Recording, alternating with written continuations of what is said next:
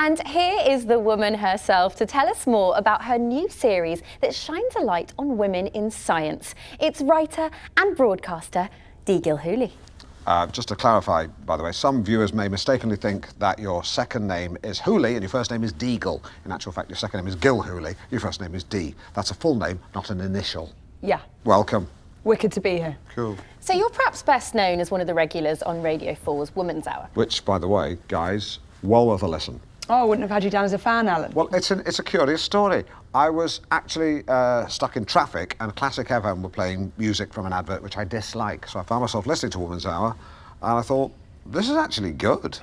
Tell your friends. I did. I told 10 men and they will tell 10 men and they will tell 10 men to tell 10 men to tell 10 men. It sounds like the kind of song you'd sing on a coach trip, but it's actually true.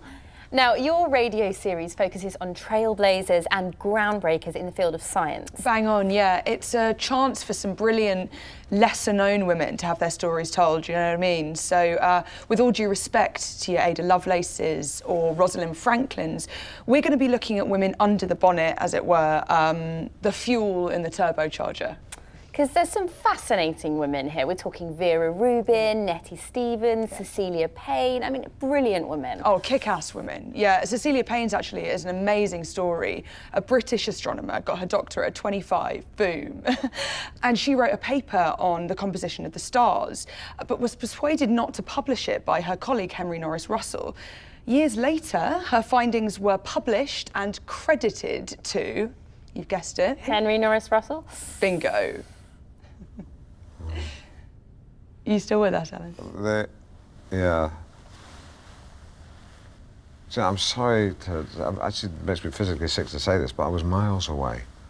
Which shows this is a real problem within men, isn't it? What I will say, the purposes of clarification, is you don't put fuel in a turbocharger. It's a small turbine housed within the exhaust that utilises excess gases, loops them back round, increases power output. So small capacity engine, big hike in power, very efficient. That was told to me by an engineer in oily overalls called Karen. Woman. Fair play. Yeah. Well, because women in jobs like that have to put up with their fair share of jeering, you know, even now in 2018, and they just have to accept it. If I can just speak as a male, I'm sorry, I have sinned. I've stood on the pavement with other men and slow hand clapped as I watched a woman try to parallel park. And that's wrong.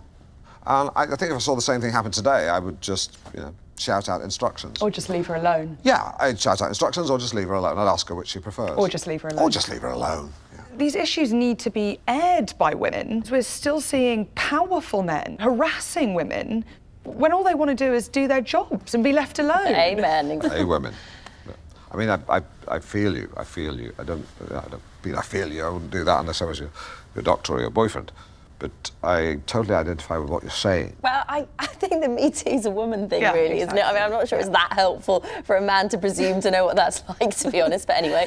Of course it is. Yes. If men actually listened to what women were saying on harassment, then they'd shut up and listen, but they don't. So we're still seeing the same things time... I've been sexually harassed. I'm sorry, I wasn't aware. It's not quite the same thing that women have been through, but it is a bit.